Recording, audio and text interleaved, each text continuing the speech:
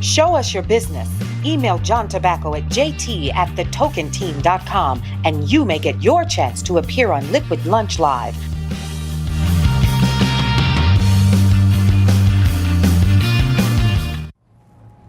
Welcome back. You're watching Liquid Lunch on Newsmax TV. I'm John Tobacco. Just before 1 Eastern, Dow Jones breaks through, down 400 points. Let me remind you, I'm not a financial advisor. I just play one on TV. Do not make any investment decisions based off anything you've heard on this show. Educate yourself, make yourself aware, and make sure everything is suitable that you buy. Take a long-term strategic approach, and you'll probably be good. Don't overreact to big ups or big downs. Namaste is what I usually say. On Liquid Lunch, we have a drink, we have some food.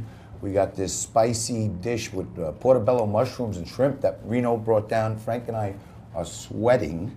And when I said earlier we were going to have a it's kind of spicy. That's what I'm saying. Exactly. Just a little spicy. I like it. Not too spicy. I said earlier in the show we're going to light it on fire today, which we've been doing. But I also said it's high noon. And when it's high noon, who better to have on than a man who served 10 years in prison for smuggling marijuana? Richard Stratton joins us. He's the author of Smuggler's Blues, also Kingpin.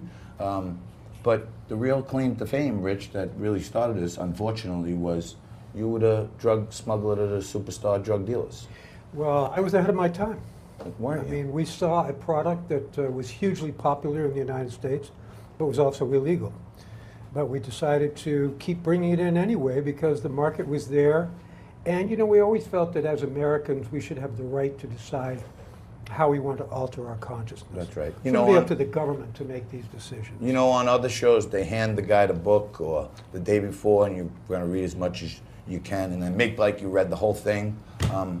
I didn't read it. I've been a fan of Richard. I appeared in one of his little documentaries and been a supporter of any of his causes that Frank has. And Frank's read everything, knows this man inside and out. Why don't you tell the audience about his book and about what Richard Stratton means to us? I just have to tell you, if you're looking for a great book to read over the holiday weekend, if you have Monday off and if you're thinking about going to the beach, these two books are now out in paperback. Smuggler's Blues, the story of Richard's life on the lam. It's fascinating, and we can only really scratch the surface. Then the sequel, once he goes to prison, Life in Prison, Kingpin, equally fascinating. But Richard, let me just ask you about Smuggler's Blues, because I think this is actually an area where, I know you're not a Trump supporter, but some of the people seeing what Trump and the members of his team are going through can sort of relate to what it's like to be a target based on who you were and who you are. So you had a friendship with someone named Norman Mailer, a very famous writer. And because you were friends with Norman Mailer, it seemed like the government had this obsession with you. And a lot of Trump folks that may watch this network, they may say, wait a minute, look, it's Paul Manafort all over again. Well, that was part of it, but you know, also I was involved in starting High Times magazine, and that also made us a target for the government, because they were pissed off about that magazine. It was the first and only magazine devoted to an illegal activity. And I think because of that, and because they busted me a couple times and I beat the case, I beat a big hashish importation case, so they were pissed. They How wanted much to get hash do you think you delivered to the U.S.? Approximate.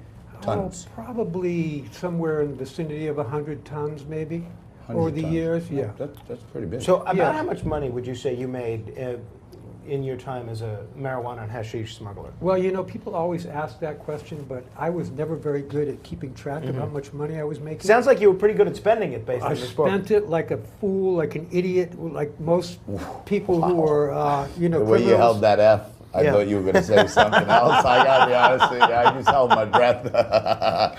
You know, it's.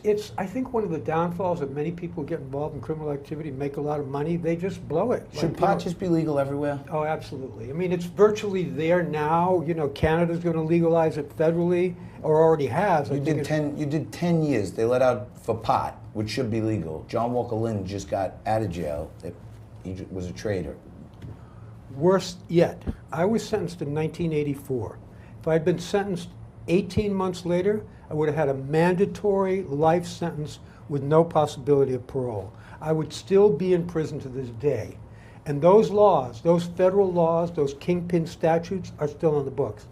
There are still probably 100, 150 guys and females in prison today serving life sentences for smuggling pot under the so-called Kingpin statute. Smuggler's Blues is out there. The follow-up, Kingpin, is also out there. Go find them. They're on Amazon. They're everywhere. They're on Amazon. They're in most It's a great bookstores. beach read this We weekend.